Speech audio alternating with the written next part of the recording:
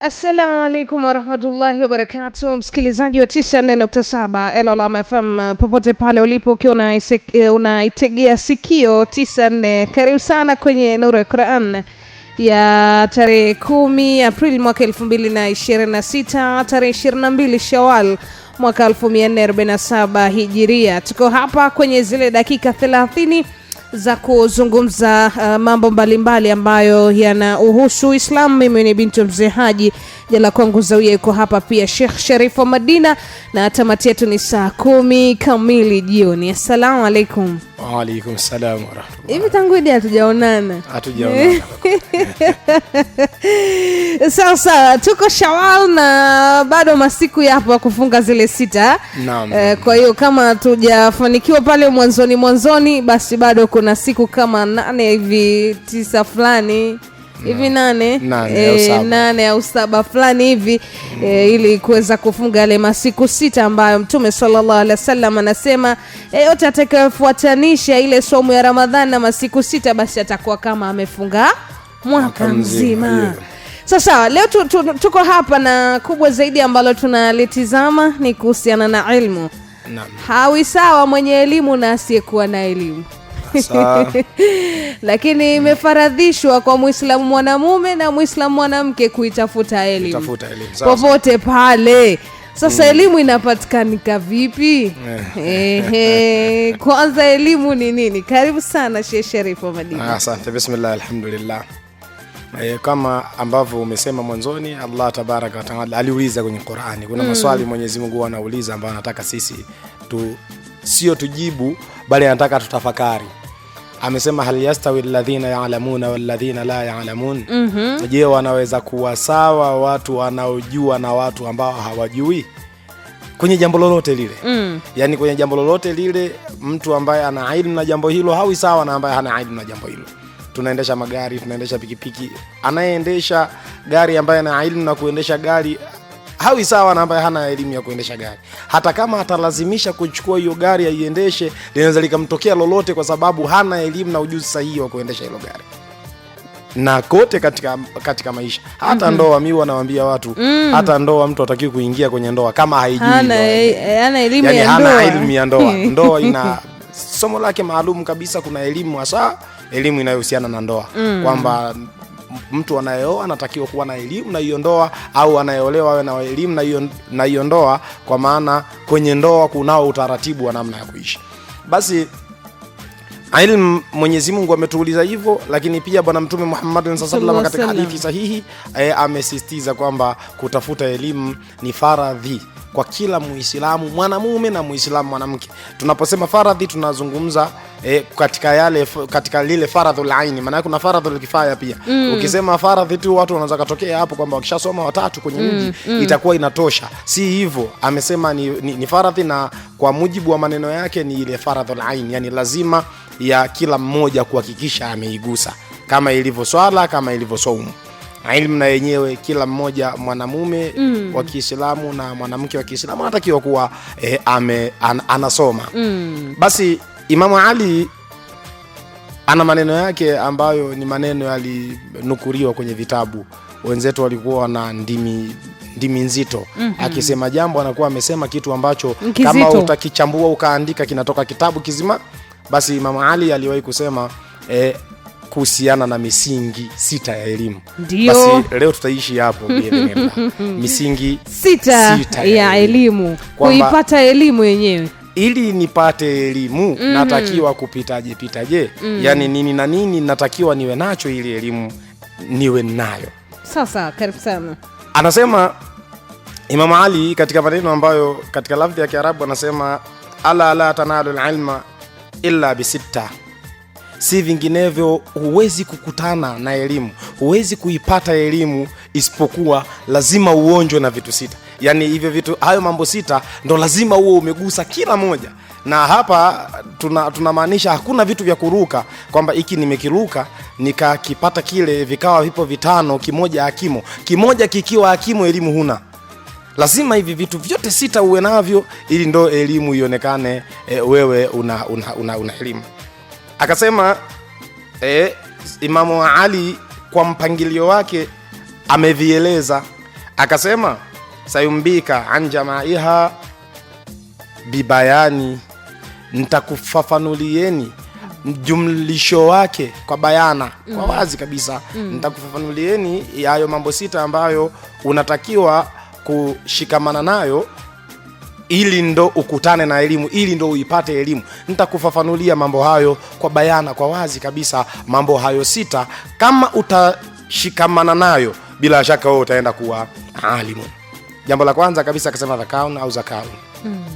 Dhakaun, akili. Akili iliyo safi.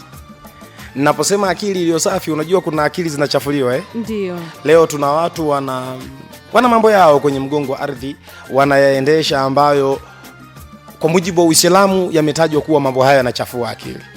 Kutizama mambo ya haramun, kutizama mambo ya haramun. Wallahi jambo hili linachafua akili. Kwa mtu yoyote yule ambaye amewahi kupita katika kutafuta elimu ya dini atakuwa ananielewa sawa sawa. Yeyote ambaye ameamua kuyaishi maisha anavyotaka yeye, yani akawa anatizama chochote, kwa sababu nikisema kutizama chochote, kuna vitu ambavyo siku hizi dunia imetowekea tutizame, alafu wewe peke yako ndio unatakiwa ubague kwamba hiki cha kutizama, hiki sio cha kutizama. Kusikiza chochote, kama utakuwa umeamua kusikiliza chochote ambacho unakiona wewe unasikiza, basi akili unaichafua. Kwa hiyo sasa hutakiwi kusikiliza yaliyokuwa ya haramu, hutakiwi kutizama yaliyokuwa ya haramu, kwa maana yale yote ambayo ni mabaya. Nikisema hivi mtu anaweza akauliza kwa nini iwe kutizama tu alafu naambiwa anachafua elimu. Imamu na Shafi'i alikubaliana na hili siku ambayo aliwahi kuona kisigino cha mwanamama. Imamu Shafi'i alikuwa mwepesi sana, mwepesi wa kukalili vitu, mwepesi wa kuweka vitu kichwani. Katika kutembea ikampitia bahati mbaya, akatizama kisigino cha mwanamke, halafu akili ikamhama. Aliporudi darasani, anasema siku hiyo vitu vikawa yeye vinagoma. Alipomuuliza mwalimu wake, akamwambia bila shaka utakuwa umekosea. Kosa ulilokosea wewe utakuwa umetizama mambo ya haramu au umesikiza mambo ya haramu. Kwa hiyo kwenye kutizama hivyo pana haribu akili. Kwa hiyo Imamuna Ali anasema lazima uwe na akili ambayo ni akili safi, uitunze akili yako. Tuna vijana wa leo, vijana wanaingia darasani kusoma, anasoma na smartphone. Kwenye smartphone yake anayo magrupu ambayo anapita kutizama huko vitu ambavyo anatizama. Wao wanajua wanavyotizama na mambo hayo ni mabaya. Kwa sababu anatizama yale mambo ambayo ni mabaya, basi akili haiwezi kuwa akili safi. Kwa hiyo jambo la kwanza, sharti ya kwanza ambayo inamsababisha mtu elimu ikakubaliana naye, jambo la kwanza ni akili safi. Akili safi, ai dhakaun, kuwa na akili ambayo imetunzwa, imehifadhiwa, imelindwa. Jambo la pili, Imamu na Ali akasema hirs, kwa maana ya pupa, yani kupupia, uwe una hamu ya kuwa na elimu. Unajua kuna watu wao wanaingia tu kusoma, alafu ile hamu ya kuwa na elimu hawana. Hawaipupii elimu. Tunapozungumza kupupia elimu, tunamaanisha kuna hao watu ambao unapozungumza kunayo darasa sehemu fulani, yeye haiachi, atatafuta dharura za mambo yake ya kawaida ili mradi akapate elimu sehemu husika. Ile pupa ile inahitajika kwenye utaratibu wa kutafuta elimu. Kwa mtafutaji wa elimu, jambo la kwanza anatakiwa kuwa na akili iliyokuwa safi. Jambo la pili, awe na pupa ya kuitafuta hiyo elimu anayoitafuta.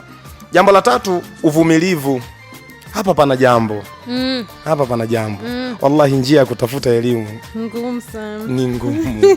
Inahitaji uvumilivu wa hali ya juu. Kwa nini nasema hivi? Tunafahamiana, wale wote waliopita kwenye njia hizi wanajua ninaposema hapa nahitaji uvumilivu. Dada, kuna kipindi watu wanalala na njaa chuo. Kuna kipindi watu wanalala na njaa. Kuna kipindi watu wanasomea Mbalamwezi. Ni kweli hayo mambo. Sio uongo, yani tumesomea Mbalamwezi kuwa hapa tulipokuwa. Sasa kuna maneno ndo saizi mtaani yanazunguka kama motivation speaker, huwa wanaongea magumu kama kuwatishatisha watu. Sio utani, ni kweli watu wamesomea Mwanga Mbalamwezi. Ni kweli watu imewabidi wasilale mradi wahifadhi vitu kichwani. Wewe unatakiwa saa 9 usiku uwe umehifadhi karatasi 2 za Qur'ani. Unalalaje sasa? Yani unalalaje wakati kichwani bado hazijakaa vizuri? Unakuta mpaka muda wa kuamka hiyo saa 9 usiku unakutana nayo, bado wewe ulikuwa hujalala na ndio vitu vinakaa kichwani. Kwa hiyo kunahitaji uvumilivu. Jambo la tatu, baada ya jambo la kwanza kuwa na akili iliyokuwa safi, jambo la pili pupa ya kupupia kutafuta elimu, jambo la tatu linaitwa uvumilivu. Jambo ngumu sana hili ambalo wengi siku hizi hawana. Na hapo kwenye uvumilivu ni mlango katika ile milango ya subra. Tumeambiwa kwamba Allah amesema katika sura al-Asr, sura maarufu, kuna kipande amesema watawasau bil haqqi watawasau bis sabr. Ukichukua hapo utaona kwamba kwenye jambo letu hili amruna hadha linahitaji uvumilivu wa hali ya juu. Aiyo. Nasoma wailul lilmutaffifin. Wailul lilmutaffifin. Sura ngumu sana ile. Ngumu. Wiki ya kwanza wapi hivi. Kipita kwenye mitandao ya kijamii unaulizana, hivi sura gani imekusumbua sana? Wailul lilmutaffifin. Na wewe imewachukua wengi, ni kweli. Sisi ambao tunakaa darasani tunaona hata kwa watoto tunaowafundisha imekuwa ni miongoni mwa sura ngumu kumezeka, ni sura hiyo katika juzu amma, lakini zinahitaji uvumilivu. Zinahitaji uvumilivu. Kwa kwenye kutafuta elimu kunahitaji uvumilivu. Sio hilo tu, yapo mengi kwa sababu muda utoshi, nataka tutaje vyote, lakini kikubwa ambacho watu wajue panahitajika uvumilivu. Kwa wanaotusikiliza ambao wapo katika njia ya kutafuta elimu, anatakiwa ajue kuwa anahitaji uvumilivu wa hali ya juu. Kunayo magumu ambayo yanawasibu watu wakiwa katika kutafuta elimu. Ama jambo la 4 linaitwa bulgha. Bulgha hili ni kutosheka. Uwe nisemeje hapa inieleweke. Uwe una ile ghina, yani kinaya. Naam, shukrani. Uwe unatosheka, kwa sababu kwenye kutafuta elimu usije ukadhani utakipata tu kila ambacho watu wanacho. Nastaajabu mimi kumuona leo mwanafunzi eti naye anatumia smartphone. Smartphone. Mwanafunzi unasoma, upo juzuu ya kwanza ndio unaanza, alafu umekazana na smartphone. Unataka uwe na simu kubwa kama aliyokuwa nayo mwalimu, ili na wewe uongo. Lazima uwe unajua kutosheka, kwa maana unapoingia kwenye kutafuta elimu unatakiwa ujifunge kuwa kitakachopatikana ndicho hicho.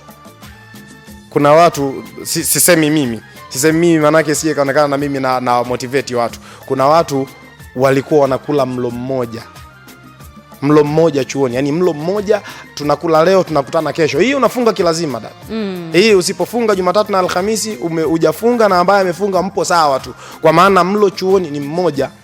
Sasa huu mlo mmoja, chakula chenyewe kwanza kikija kwa mazingira yetu haya, mtu haridhiki nacho, ni dona fulani alieleweki, alafu na maharage na vitoto tembo. Nikisema vitoto tembo sisi tunavikumbuka, waliosoma mashule ya bweni wanakuwa wananielewa wa zamani, lakini siku hizi nasikia huko mashuleni watu wanakula milo mizuri. Vitoto tembo, maharage na vitoto tembo na dona langu walijaeleweka, hiki ndo chakula changu na ni mlo mmoja. Hii panahitaji kinaya, panahitaji kutosheka, yani niwe naridhika na hiki nilicho nacho.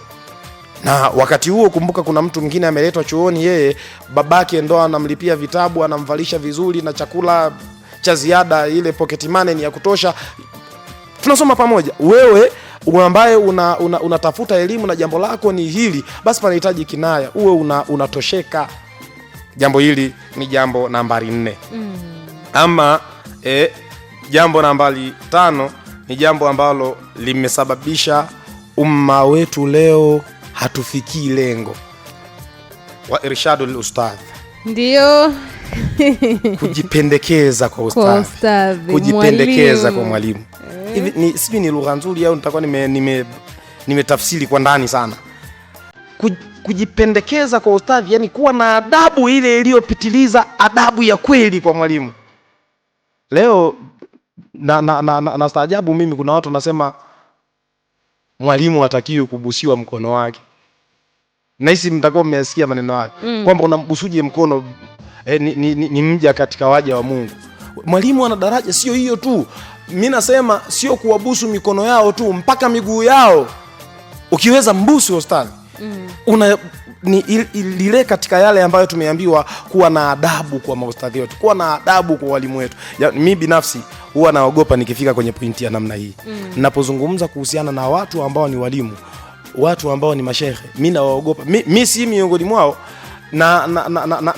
nakimbia nini? Nakimbia ile hadhi na thamani aliyowapa Mwenyezi Mungu. Nitakupa mifano kidogo hivi afu unielewe kwamba mwalimu ni nani kwenye mgongo wa ardhi. Aliwahi kuulizwa moja katika mashekhe wakubwa kwamba bana, kuna mwanafunzi alikuwa amefiwa na watu wawili kwa wakati mmoja, kwa pamoja. Amefiwa na babake, amefiwa na mwalimu wake. Halafu hali yake ndo sisi wakina pangu pakavu tia mchuzi. Hela alionayo inatosha kununua sanda moja. Sanda hii sio sanda migolole mitatu, kipande kimoja cha kuweza kumstiria mtu mmoja. Akenda kwa shekhe wake, akenda kwa shekhe mkubwa katika zama hizo, manake mwalimu wangu amekufa na babangu amekufa, naenda kwa shekhe kumuuliza, na sanda moja alafu mwalimu hana wa kumvisha mwingine zaidi ya mimi na baba hana wa kumvisha mwingine zaidi ya mimi, nani nitakayemvisha sanda hii na mwingine itakuwaje? Alipoenda kuuliza akamwambia, bana, muoshe babako kisha mvalishe sanda, kisha nenda kamzike, halafu utakapokuwa unamzika kwenye utaratibu wa kumuweka kwenye kimwanadani pale, utamnyang'anya nguo yake, yani ile sanda utamnyang'anya, kisha utakuja kumuosha mwalimu wako, utamvalisha nguo ile itaenda na mwalimu wako. Hivi unajua hapa nani amepewa thamani ya juu? Mwalimu.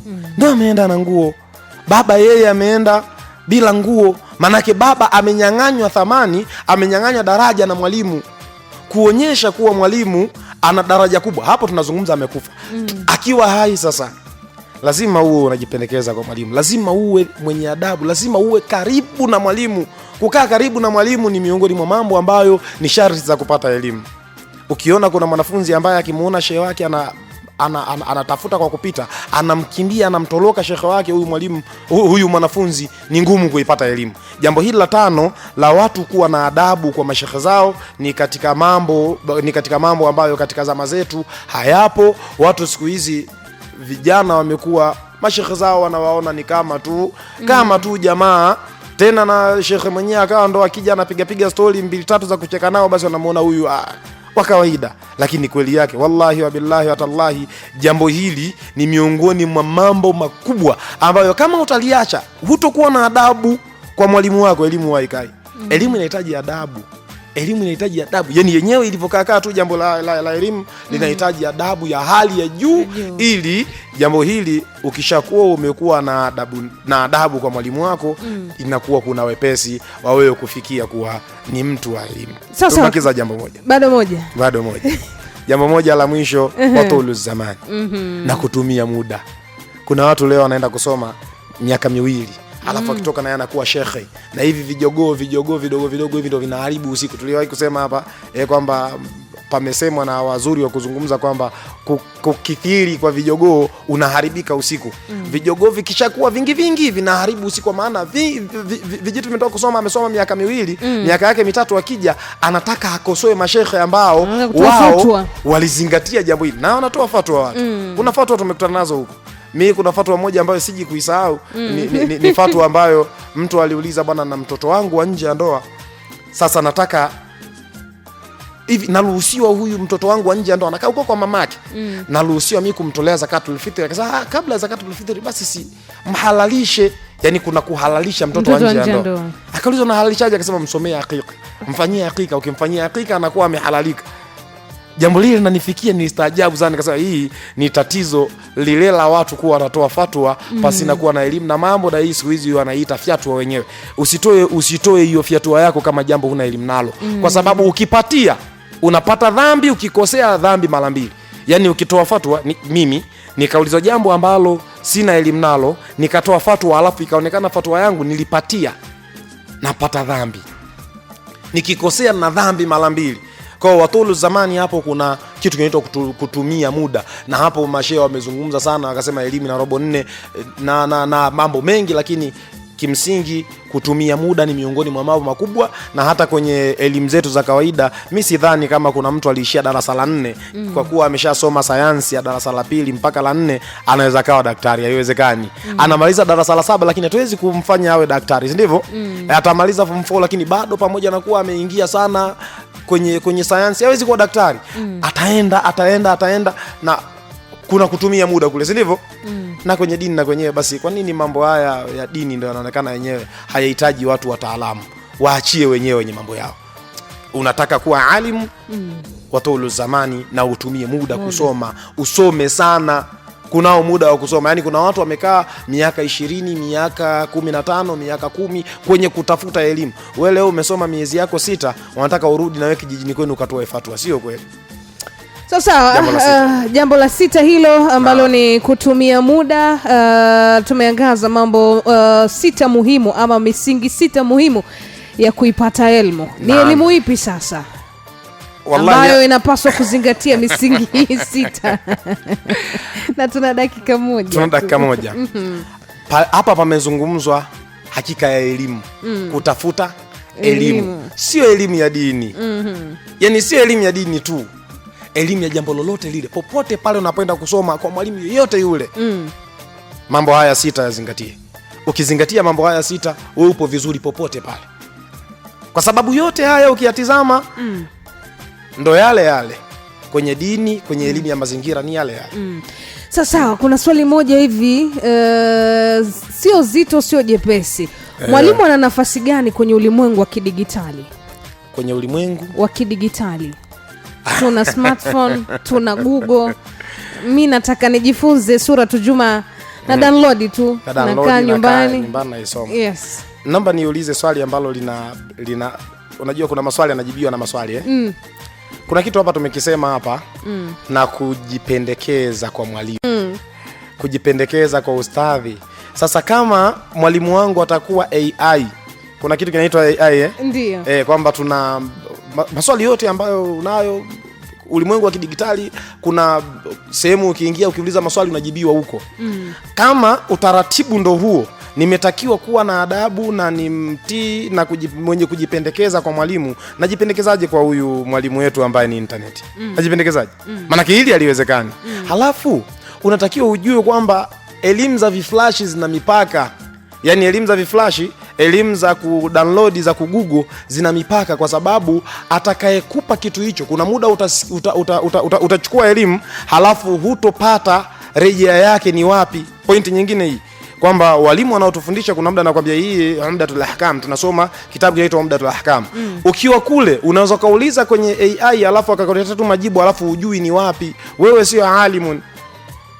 Kwa hiyo tunasema mwalimu, pamoja na kuwa ulimwengu wa kidigitali tupo, teknolojia inakuwa, lakini mwalimu atabaki kuwa na nafasi yake, tuna hadhi yake vile vile, kwa sababu Bwana Mtume sallallahu alaihi wasallam anamalizia amewahi kusema kwenye habari za ghaib, mambo ambayo hatujayakuta, watu siku ambayo wataambiwa waingie peponi wataingia kwa pupa. Watu watakuwa wanakimbizana kuingia peponi. Halafu malaika watawauliza, nyinyi mnakimbilia nini huku?